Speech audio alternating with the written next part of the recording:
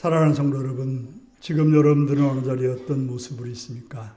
신령과 진정으로 예배드리러 가시는 주님의 말씀 앞에 한 걸음 들어오셔서 온전함으로 예배드리시기 바랍니다. 다 같이 묵상기도 드리시겠습니다.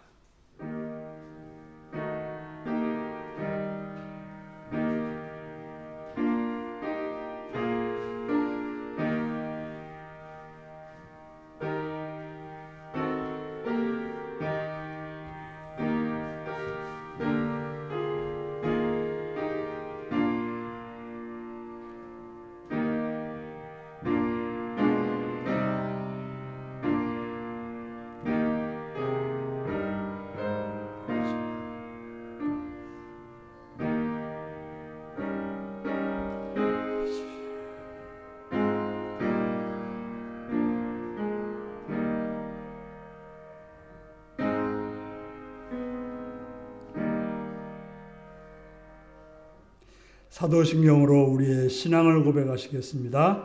나는 전능하신 아버지 하나님, 천지의 창조주를 믿습니다. 나는 그의 유일하신 아들, 우리 주 예수 그리스도를 믿습니다.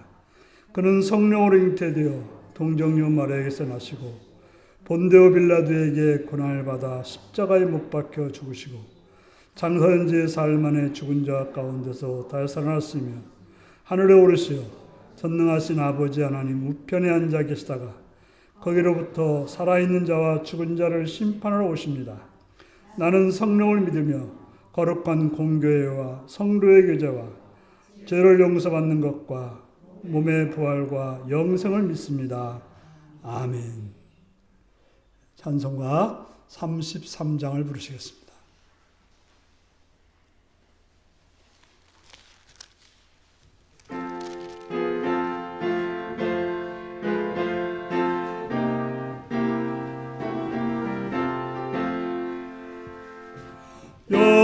영광스런 주를 보라 고난받은 그 모습 승리하고 오실 때에 만민 경배하리라. 왕의 왕이 되신 주께 면류관을 드리세. 왕의 왕이 되신 주께 면류관을 드리세. 보좌 위에 계신 주께 면류관을 드리세. 천군 천사 소리 높여 주를 찬송하도다. 왕의 왕이 되신 주께 면류관을 드리세. 왕의 왕이 되신 주께 면류관을 드리세. 죄인들이 조롱하며 가시관을 씌웠네. 성도들과 천사들은 주의 이름 높이네. 왕의 왕이 되신 주께 면류관을 드리세. 왕의 왕이 되신 주께 면류관을 드리세. 만민들의 찬송 소리 하늘 높이 퍼진다. 하늘 보자 바라보니 기쁨 한량 없도다. 왕의 왕이 되신 주께 면류관을 드리세. 왕의 왕이 되신 주께 면류관을 드리세.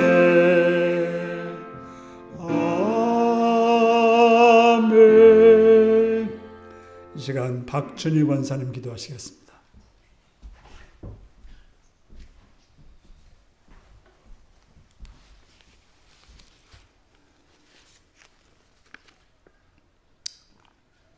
자비로우신 하나님 아버지, 오늘도 저희들을 주님 앞에 나와서 예배 드리게 됨을 감사를 드립니다.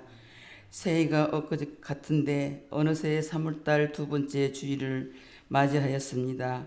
앙상한 가지만 남았던 나무들이 새싹이 돋아나는 새로운 봄인가 봅니다. 사랑의 하나님, 메마른 땅에 단비가 내려서 그 싹이 트듯이 우리들의 마음에도 성령의 단비가 내려서 흡족한 은혜를 내려 주시옵소서. 특별히 사순절 고난 주간을 맞이하여 어리석은 우리들을 위하여 고난을 당하신 예수님, 더욱더 주님을 사랑하고 하나님을 더 사모하는 마음을 갖게 하시며 교만하지 않고 겸손한 마음으로 늘 깨어있는 자가 되게 도와주시옵소서. 아버지, 이 나라 이 민족을 사랑하여 주시옵소서. 아직까지도 세계가 전쟁이 멈추지 않고 경제적인 불안 속에서 살고 있습니다. 하루속히 안정과 평화가 있기를 원합니다.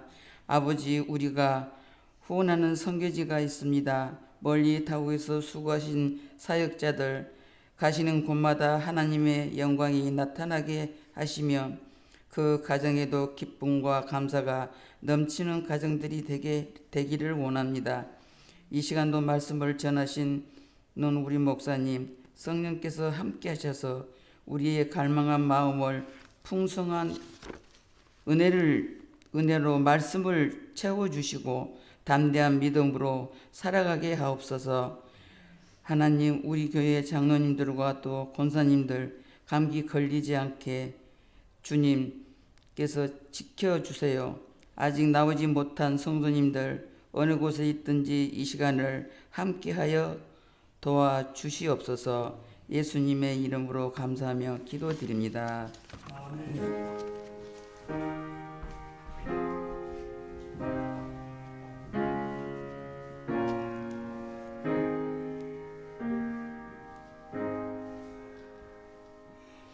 이 시간 우리 주신 하나님 말씀은 누가복음 22장 47절에서 53절까지 말씀입니다.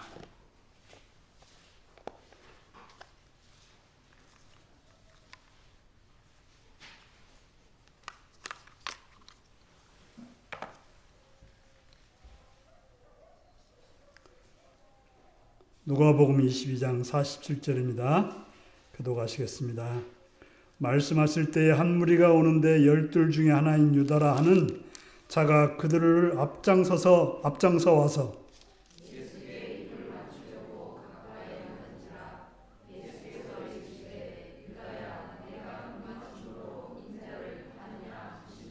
그의 주위 사람들이 그 된 일을 보고 여짜오되 주여 우리가 칼로 치리까 하고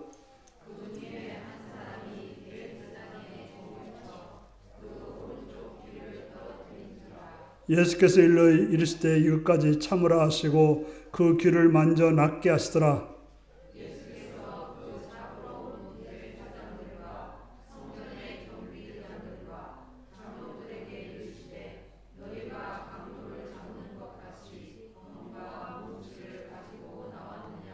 함께 있습니다.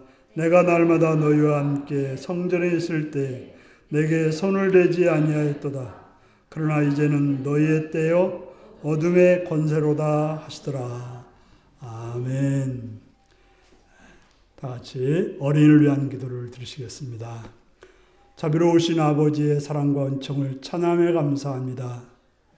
어린이를 사랑하시며 어린이를 존중히 여기시며 또 어린이와 같아야 천국에 갈 수 있다라고 말씀하신 주님, 이 시간 어린이들을 간과하오니 그 어린이들을 기억하시옵고 하나님 은혜 가운데 주님 보호해 주셔서 건강하게 자라시며 편안하게 자라시옵시며 밝고 아름답게 자랄 수 있도록 인도하여 주옵소서.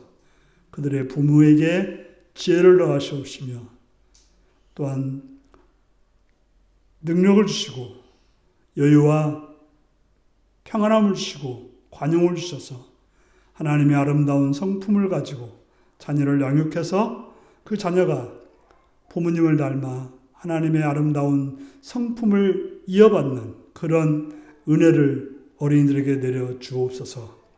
그들이 거하는 학교와 어린이집과 또한 유치원을 기억하시옵고 하나님의 은혜가 있는 곳이 되게 하시옵시며 지혜로운 선생님들과 좋은 친구들을 만나서 그들의 삶이 확장되어지고 넓혀지고 또 당당해지고 또 기쁨이 있는 귀한 장소로 인도하여 주시옵소서. 어둠의 세력들이 악한 세력들이 틈타지 못하고 막아주시옵고 불의한 일들이 없도록 주님 지켜주시옵시며 다치지 않도록 보호해 주시옵소서. 하나님 은혜를 바라옵고 예수님의 이름으로 기도드리옵나이다. 아멘. 다 같이 일어나셔서 찬송가 148장으로 찬양을 드리겠습니다.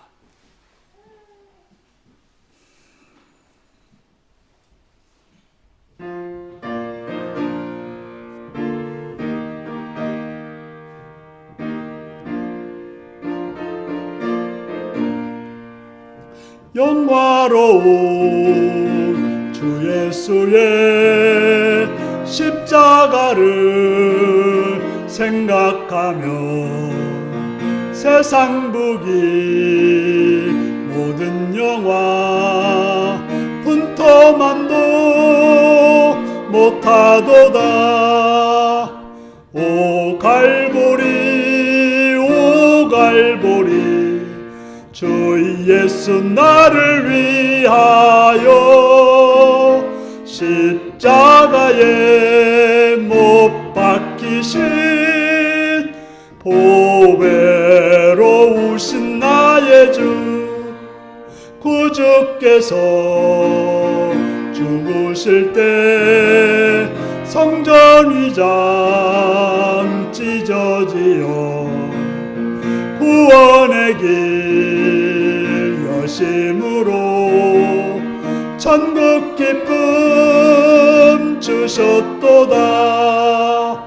오 갈보리 오 갈보리 주 예수 나를 위하여 십자가에 못 박히신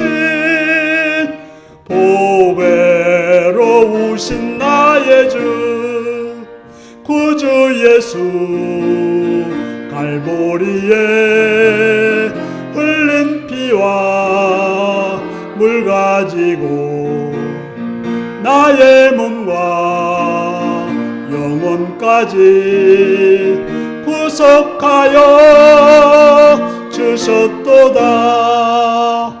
오 갈보리 오 갈보리 주 예수 나를 위하여 십자가에 못 박히신 보배로우신 나의 주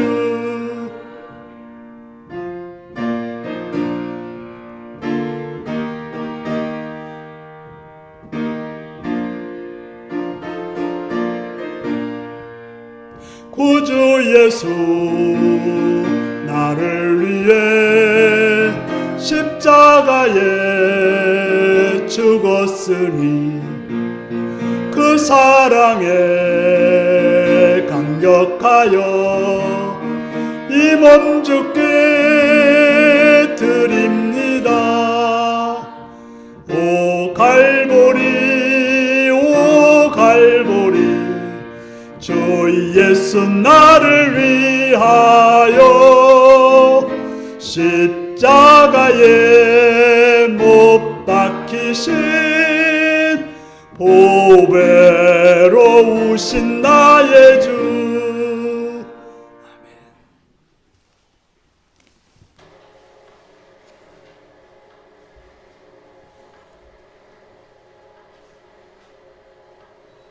네, 사랑하고 축복합니다.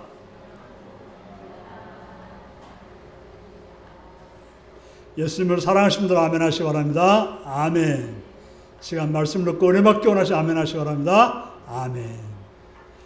오늘은 누가복음 22장 47절에서 53절의 말씀을 가지고 입맞춤으로 라는 제목으로 말씀을 나누겠습니다. 오늘 말씀 제목이 무엇입니까? 입맞춤하면 우리가 조금 우리나라에서는 조금 이상하게 생각하지만 기독교 인사법이었습니다. 그래서 서신서를 보면 성도들과 입맞춤을 하라고 권면하는 내용들이 나옵니다. 그래서 데살로니가전서 5장 26절에 보니까 거룩하게 입맞춤으로 모든 형제에게 문안하라고 하셨고, 또 베드로전서 5장 14절에서도 너희는 사랑의 입맞춤으로 서로 문안하라고 하였습니다. 입맞춤은 평화의 입맞춤이라고 합니다. 이런 입맞춤은 존경을 나타내며 평화를 비는 인사법이었습니다. 이런 입맞춤은 악수나 포옹, 다른 제스처로 대체될 수 있으며 보통 평화의 인사라고 부릅니다. 하지만 우리 대한민국에서 기독교인들은 그렇게 하지 않습니다. 악수나 포옹 정도까지는 해도 또 남녀 사이에는 그것도 조금 하기 좀 어렵기도 합니다. 하지만 서양은 그런 인사가 일상적이고 존경의 표시로 입맞춤은 일상화되어 있어서 가족이나 친지나 친구나 어른들에게 입맞춤을 합니다. 입맞춤에서 좀 찾아보니까 그 베를린에 가면 장벽에 그러한 그림이 있다고 합니다. 그 동독에서는 당시에 그 공산권 어떤 그 나라들은 대표들이 만나면 남자들끼리 키스를 했다는 거예요. 아마 그 사진들 여러분들이 보신 적이 있을 거예요. 서로 사랑과 존경과 친밀함을 표현하는 것으로 했다고 하는 것입니다. 그렇다면 이 입맞춤은 그러한 목적에 맞게 잘 사용해야 되는 것입니다. 선하게 만들어진 거죠. 좋게 만들어진 것입니다. 좋은 데 쓰라고 만들어진 것입니다. 하지만 그렇게 하지 못하는 사람들이 있습니다. 그 선한 걸 가지고, 그런 좋은 걸 가지고 악용하여 나쁘게 사용하는 사람들이 있습니다. 오늘 본문은 그런 이야기가 나오고 있습니다. 예수님은 겟세마네 동산에서 세 번의 피땀 흘린 기도를 통해서 자신의 뜻과 하나님 뜻 사이에서 엄청난 고뇌를 하였고, 그 일로 인해서 죽을 것 같은 고통을 느꼈습니다. 하지만 제 아들은 그런 예수님을 두고도 같이 깨어 기도하지 못하고 도리어 깊은 잠에 헤어 나오지 못했습니다. 그런 제 아들에게 예수님은 누가복음에서는 어찌하여 자느냐, 시험에 들지 않게 깨어 있으라고 말하였고, 마태복음에서는 자고 쉬라, 보라 때가 가까이 왔으니 인자가 죄인의 손에 팔리느니라 라고 하셨고, 또 일어나라 함께 가자, 보라 나를 파는 자가 가까이 왔다라고도 하셨습니다. 그래서 예수님을 하나님의 뜻에 따라 십자가를 지시기로 하셨고, 제자들에게 그 길로 가자고 말씀하셨던 것입니다.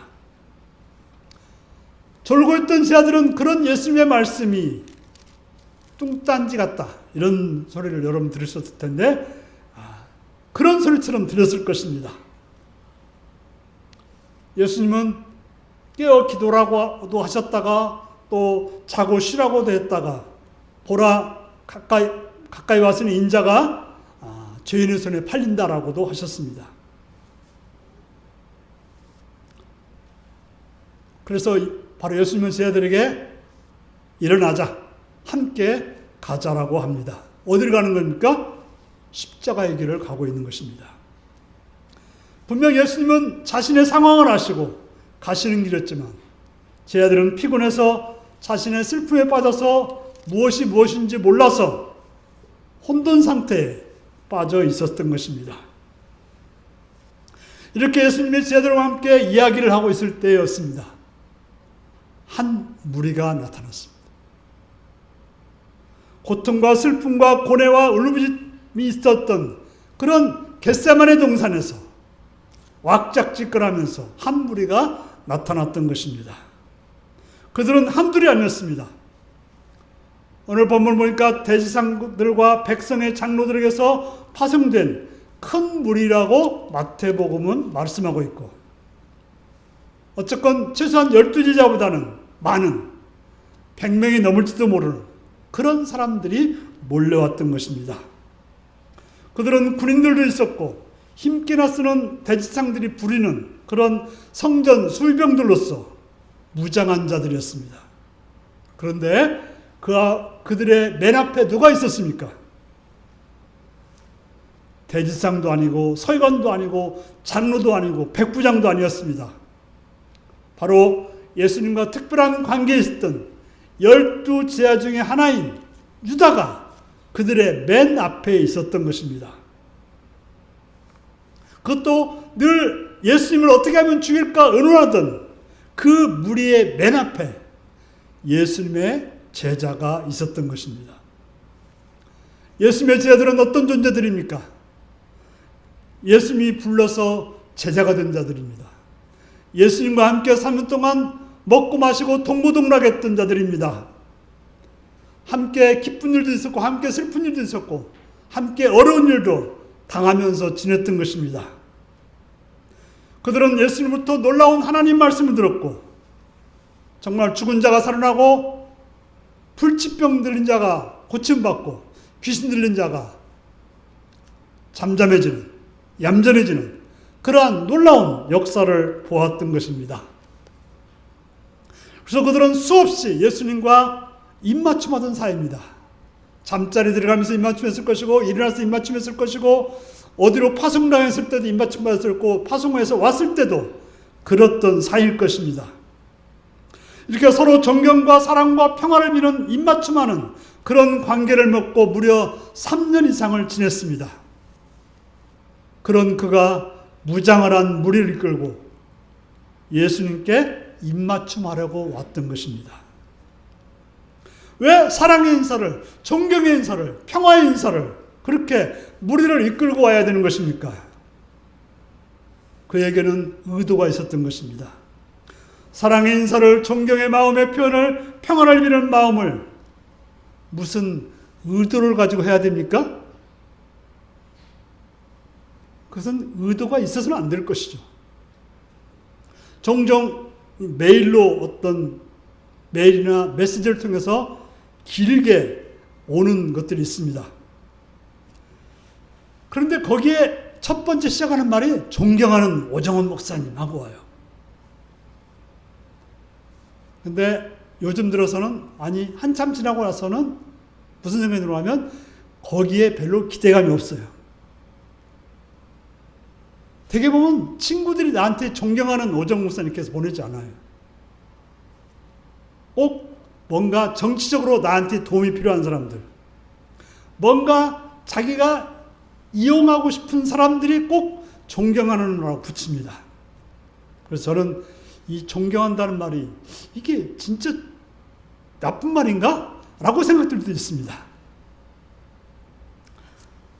사랑은 의도를 가지고 하는 게 아닙니다. 존경은 무엇을 얻기 위해서 하는 것도 아닙니다. 평화를 비는 것은 어떤 술수를 가지고 해서도 안 되는 것입니다.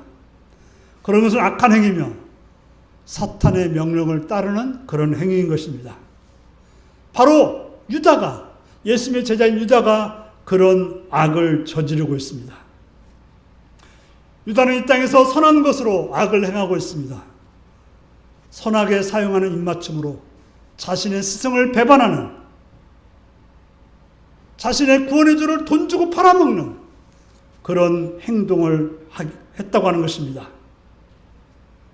그는 입맞춤을 예수님에게 어제도 했을 것이고 일주일 전에도 했을 것이고 한 달 전에도 했을 것이고 1년 전에도 했을 것이고 계속해서 해오던 사이였습니다. 그렇게 다가오는 유다에게 예수님이 뭐라고 말했습니까? 유다야, 너는 입맞춤으로 인자를 넘겨주려고 하느냐? 바로 유다의 폐부를 찌르는 말을 건넸던 것입니다.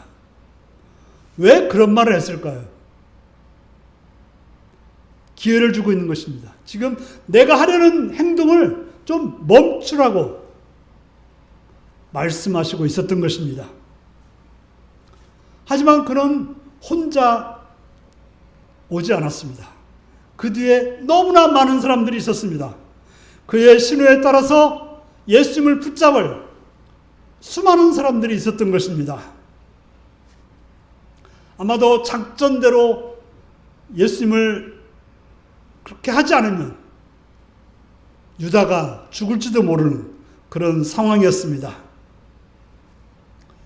그때 예수님은 마태복음에 의하면 유다에게 뭐라고 말씀하셨는가 하면, 친구여, 내가 무엇을 하려고 왔는지 행하라고 했다고 하는 거예요. 예수님도 담대한 거죠. 아니, 어떻게 보면 유다에게 끝까지 사랑을 보여주고 있었던 것입니다.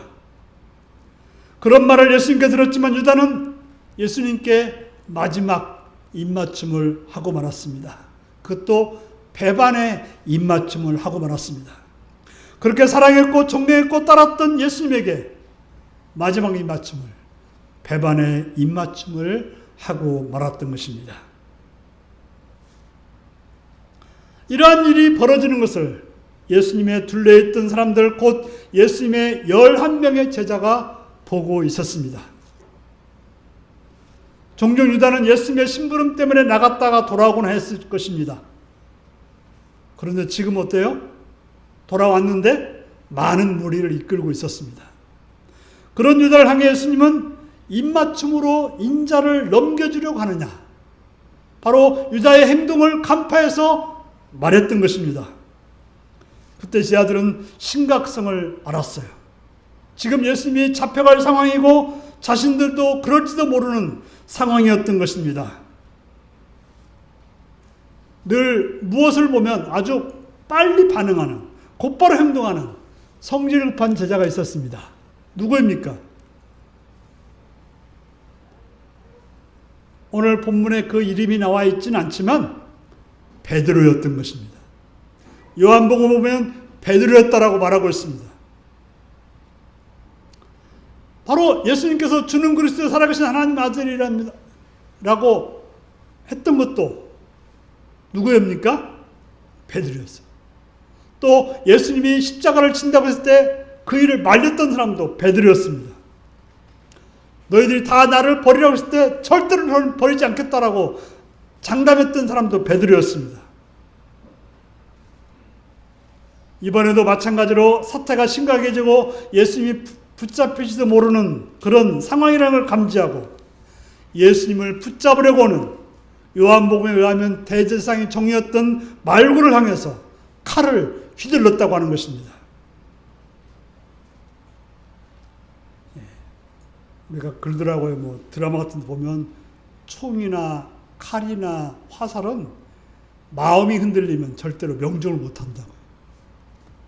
아마도 베드로도 지금 당황하고 두렵고 떨리는 마음으로 칼을 내리치다 보니까 정확히 못 찌르고 살짝 비껴서 귀에 맞아서 귀만 떨어졌다고 하는 것입니다.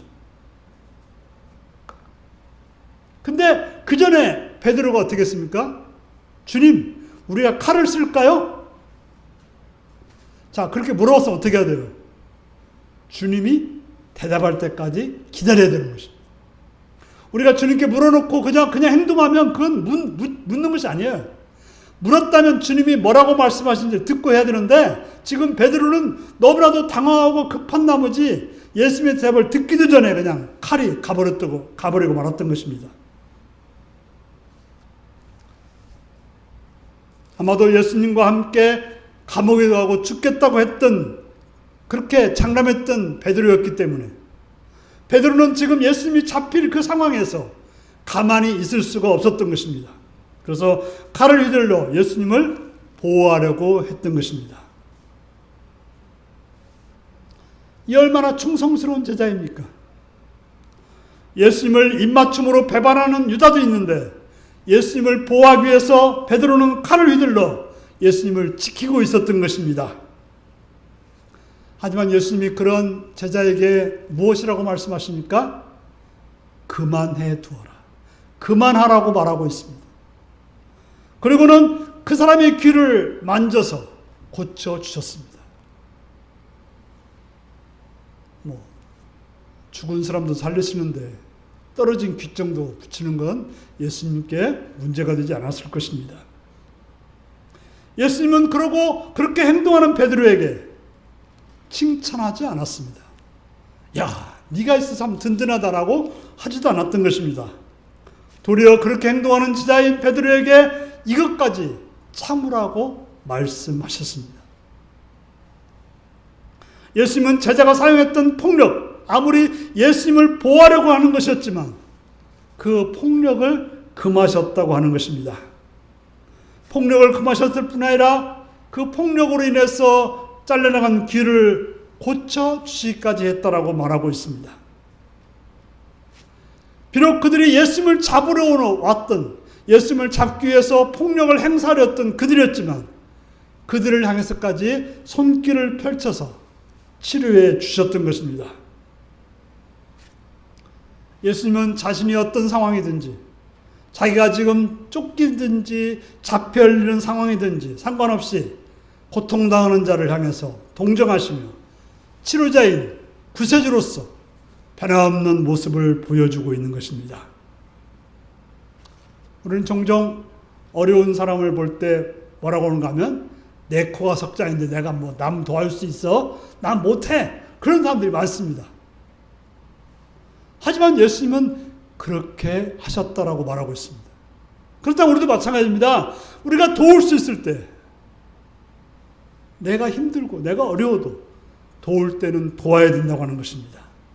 동정할 자는 동정해야 되고 긍휼히 여길 자는 긍휼히 여겨야 되는 것입니다. 그것이 바로 예수님을 따르는 자들의 모습인 것입니다.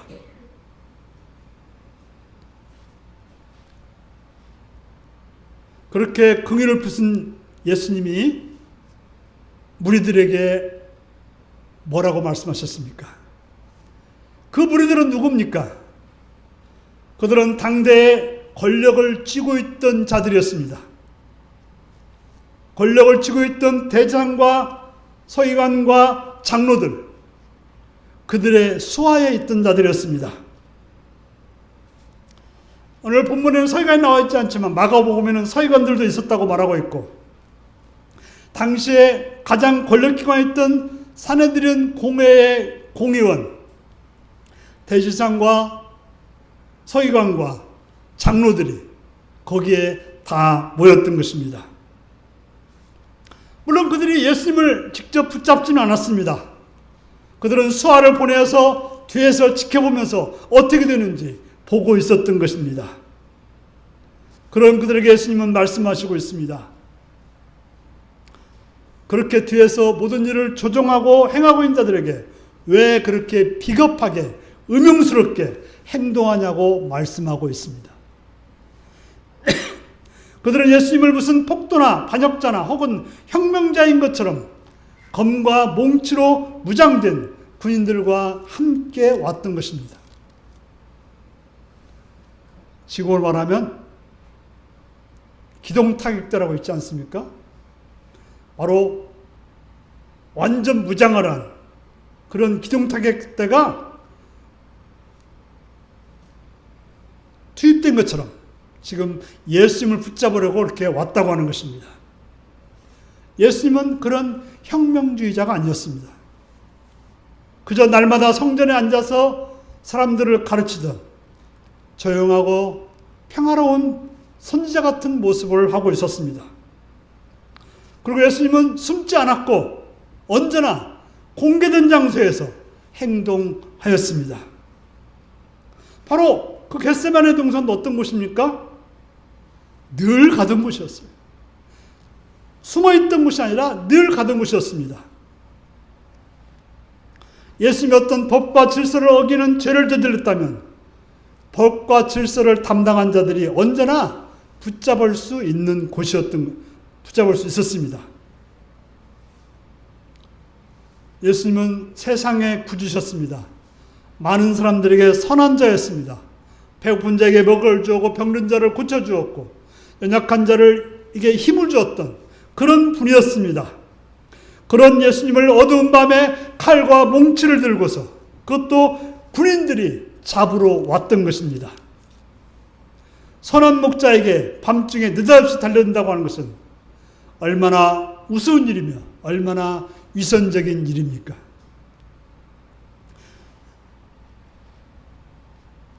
예수님은 그들에게 추궁하는 것이요. 도대체 왜 이러고 있냐고 말하고 있습니다. 예수님은 왜 그들에게 이런 말을 하고 있는 것입니까? 지금 은혜를 베풀고 있는 것입니다. 그들의 죄를 드러내었습니다.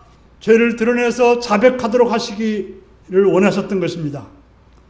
죄를 자백하면 어떤 상황일지라도 구원받을 수 있습니다. 우리가 알다시피 오른편에 있던 강도가 아무리 죄를 많이 지었지만 그때 죄를 자백했을 때 그는 낙원을 허락받았다라고 성경은 말하고 있습니다. 하지만 안타깝게도 그들은 그런 예수님의 말씀을 듣지 못했습니다. 예수님을 그들은 인정하지 못했던 것입니다. 왜 그렇습니까? 오늘 본문에 뭐라고 말합니까? 그들은 지금 자기의 때라고 생각했던 것입니다. 바로 어둠의 세력이 주관하는 때였던 것입니다. 공중권세 잡은 자가 주관하는 때였던 것입니다. 아무리 구주 되신 예수님이 말씀하셔도 듣지 못하는 때가 되었다라고 말하고 있습니다. 우리가 말씀을 들을 수 있다고 하는 것처럼 은혜가 없는 것입니다. 우리가 말씀을 들을 수 있다는 것처럼 기쁜 일이 어디도 없습니다. 우리는 그렇게 말씀이 있어도 듣지 못하는, 말씀이 내게 들려도 내 귀에 들어오지 못하는 그런 일이 없도록 우리는 해야 될 것입니다. 사랑하는 성도 여러분, 우리에게는 선한 것들이 있습니다. 선한 것들을 하나님께서는 선물로 주셨습니다. 그렇다면 그 선한 것들을 그 목적에 맞게 선하게 사용해야 되는 것입니다.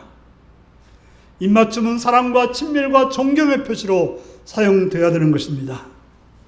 입맞춤이 배신과 속임과 악을 행하는 것이지 않도록 우리는 해야 될 것입니다. 하지만 가룟 유다는 입맞춤으로 선생님을 배신하고 자신의 입속을 위해서 돈을 받고 파는 행동을 했던 것입니다. 베드로의 팔도 그렇습니다. 칼도 그렇습니다. 칼은 도구입니다. 도구라고 하는 것은 우리의 삶을 편리하게 하는 것입니다. 칼을 가지고 우리는 음식을 만들 수도 있고, 나무를 깎아서 의자를 만들 수도 있고, 여러 가지 편리한 도구를 만들 수도 있고, 또 우리를 공격하는 자들을 가로막는 그런 우리의 몸을 보호할 수 있는 것도 되는 것입니다. 그런데 베드로는 칼로 나무를 해쳤습니다. 자기를 향해서 온 것도 아니고 그저 두려움에 쌓여서 당황하여 칼을 사용하였고, 그 일로 인해서 십자가로 가시는 예수님을 번거롭게 하는 그런 행동을 했던 것입니다. 그리고 권력이라고 하는 것은 무엇입니까? 실제로 대통령이 해야 될 일이 무엇입니까? 권력자들이 해야 될 일이 뭡니까? 가장 중요한 것은 연약한 자를 돕고 배고픈 자에게 먹을 걸 주고 힘이 부족한 자에게 힘을 더해주는 것이 권력자가 해야 될 일인 것입니다. 바로 권력은 남을 세워주고 보호하고 선하게 이끄는 데 사용되어야 됩니다. 권력은 바로 밝은 곳에서 정당하게 사용되어야 되는 것입니다. 옛날에는 안기부라고 하면 아주 무서웠지 않습니까? 어디서 사용됐습니까? 어두운 데 사용됐습니다.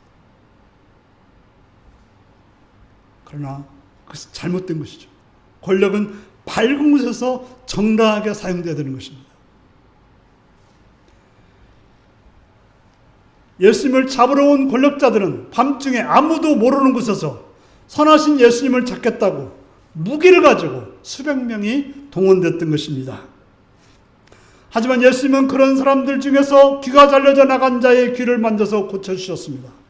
입맞춤으로 배신하는 유다에게 회개할 기회를 주셨습니다. 권력을 잘못 사용하는 자들에게 그들의 잘못됨을 지적하셨습니다. 하나님은 우리들에게 선한 것들을 많이 허용해 주셨고 주셨습니다. 선물로 주셨습니다. 주님께서 주신 선한 선물들을 선한 것으로 선하게 사용하여 예수님을 따르는 그런 복된 여러분들이 될 수 있기 바랍니다. 기도하시겠습니다.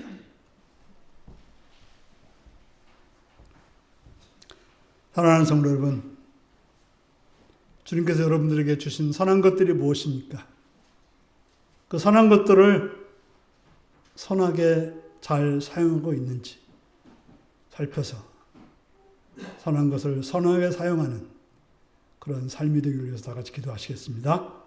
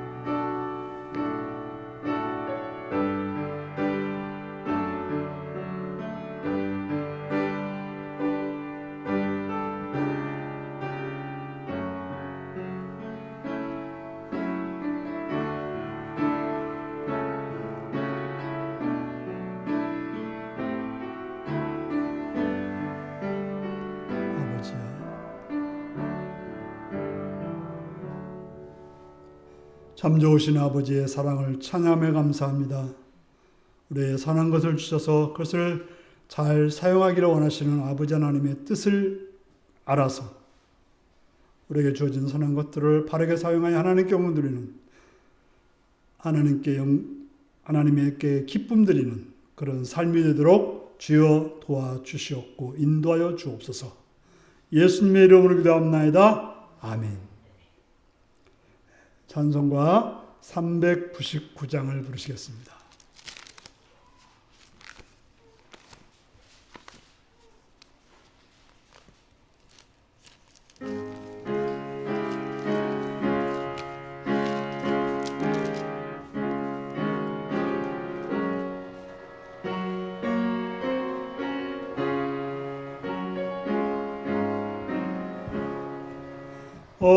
어린 양들아 두려워 말아라.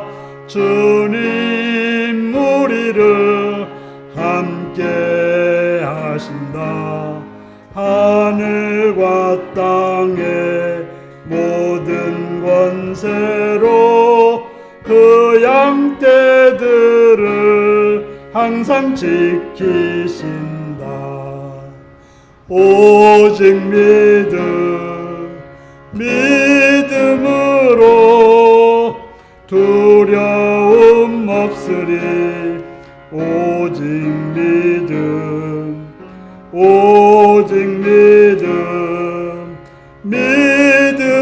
믿음으로 두려움 없으리. 오직 믿음. 어린 양들아 두려워 말아라. 주가 내 갈 길 인도하신다. 마라의 쓴물 달게 하신 주 그 동산에서 피땀 흘리셨네. 오직 믿음으로 두려움 없으리. 오직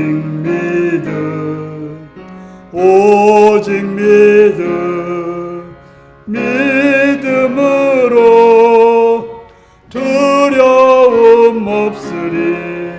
오직 믿음. 어린 양들아 두려워 말아라. 주님 언제나 함께 하신다. 고난과 역경 환난 중에도 능력의 주님 너를 지키신다. 오직 믿음으로 두려움 없으리. 오직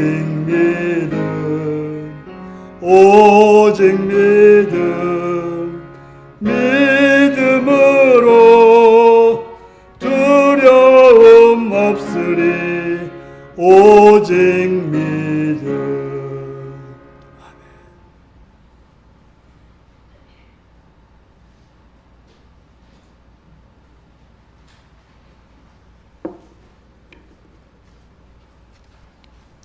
11정 권영래 권사님, 이호희 박춘희 권사님, 국민입사님 들으셨습니다. 건강한 몸으로 이 자리에 나오게 됨을 감사드립니다. 주님을 만나고 세상에서 주님의 자녀답게 사는 주의 백성 되기 원합니다. 오정원, 김명숙 드렸고요. 박명훈 형제님 들으셨습니다. 예배드리게 하심을 감사합니다. 이몽빈, 장정수 권사님 드렸고, 장정수 권사님 생일 감사금 들으셨습니다. 성경군 권현희 권사님 들으셨습니다. 기도하시겠습니다. 참 좋으신 아버지의 사랑과 은혜를 찬양하며 감사합니다. 이 시간도 사랑하시옵고 은혜를 주셔서 주님이 주인 되시고 모든 것 되심을 믿는 믿음으로 11조를 드렸사오니 주님 기억하시고 붙들어 주셔서 주의 은총 안에서 그들에게 복을 내리시옵시며 풍성함을 함께 하시옵시며 하늘에 약속한 대로 충만케 하여 주옵소서. 또 여러 가지 감사해서 감사의 제물을 드린 자들이 있사오니 그 감사를 기억하시옵고 그들의 생애가 더 많은 감사로 드려지는 은혜를 내려주시옵기를 간절히 빌고 원하옵나이다. 자비의 주님이여 또한 바라옵고 원하옵기는 성경을 드린 자를 싸우니 기억하시옵고 하나님 나라 확장하여서 물질들의 헌신에 싸우니 그들의 삶이 넓혀지고 깊어지고 놀라워지게 하시옵시며 주의 은혜 안에 풍성케 하여 주옵소서. 주의 영광을 드립니다. 주 앞에 빈손으로 나오지 않고 드려진 손길들을 기억하시옵시며 은총 안에서 풍성케 하여 주시옵고 또 준비하지 못해 드리지 못하는 자들을 기억하시옵고 은혜로 인도하셔서 늘 준비되어 드릴 수 있는 믿음으로 인도하여 주옵소서. 주를 바라옵고 예수님의 이름으로 기도드리옵나이다. 아멘. 교회 소식입니다. 다음 주일은 세 번째 주일 성찬식이 있겠습니다. 준비한 마음으로 참여하시기 바랍니다. 봄 신방을 하겠습니다. 잘 들으시기 바랍니다. 봄 신방을 하는데 화요일 날과 목요일 날 합니다. 화요일 날은 낮에 할 수 있는 집들을 대부분 하겠습니다. 그러니까 오전 시간에는 이 교회 근방을 하고 오후 시간에는 이제 밤에 쪽으로 넘어가서 하겠습니다. 그리고 이제 목요일은 외곽 지역을 하겠습니다. 그래서 낮에 할 수 없는 분들 시간을 정하시면 8시 넘어도 되니까 9시, 10시라도 시간을 정해주시면 그 시간에 찾아가 뵙겠습니다. 그리고 도저히 이번 주에 시간이 안 된다. 그런 분들은 다음 주에도 가능합니다. 시간을 말씀해 주시면 제가 그 시간에 맞춰서 신방을 하겠습니다. 그리고 수요 기도회가 우리가 2시에 있는데 이번에 그 신방 겸해서 박흥근 장로님 댁으로 수요교 예배를 드리겠습니다. 그래서 수요일 날 10시에 출발해서 그 구리에서 9시 정도, 11시 정도 예배 드리고 같이 식사하고 이렇게 올 수 있도록 하겠습니다. 그래서 수요일 날 시간이 되신 분들은 10시에 같이 가시면 같이 신방할 수 있겠습니다. 말씀해 주시면 모시러 가겠습니다.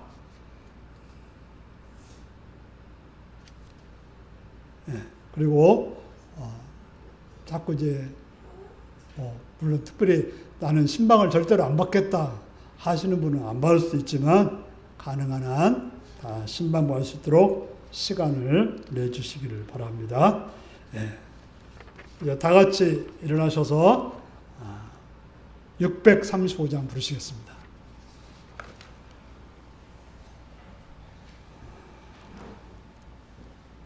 한 가지 더요. 가족들이 다 모일 수 있는 시간을 말씀해 주시기 바랍니다. 혼자 계시지 마시고 모일 수 있으면 저녁이 더 좋으니까, 또 안 되면 새벽도 좋습니다. 저는 새벽형이기 때문에 새벽 시간은 언제나도 갈 수 있으니까 새벽도 좋으니까 언제든지 말씀하시면 되겠습니다. 찬송 부르시겠습니다.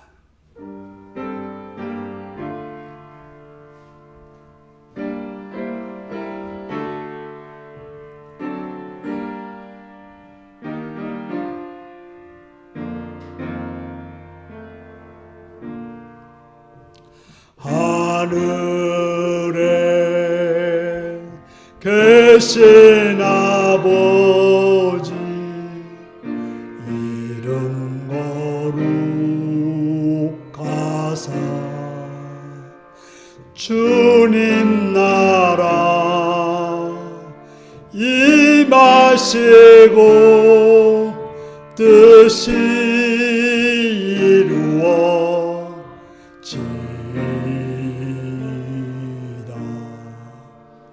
일용할 양식 주시고 우리들의 큰 죄 다 용서하옵시고 또 시험에 들게 마시고 악에서 구원하소서. 대개 주의 나라 주의 권세 주의 영광 영원히 아멘.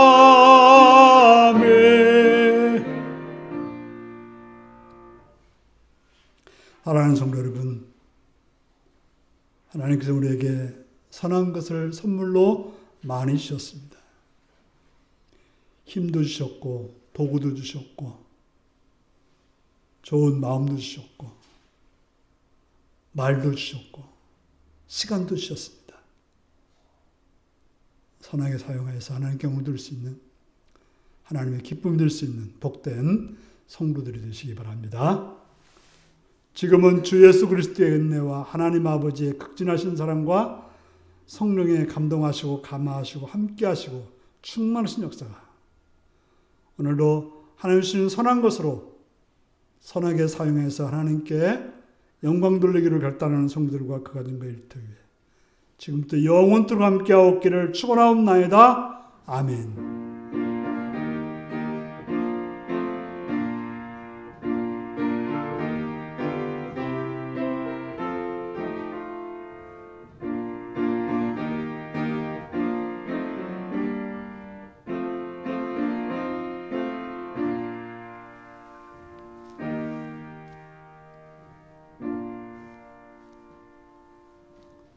하나님이 주신 선한 것으로 선하게 사용하겠습니다.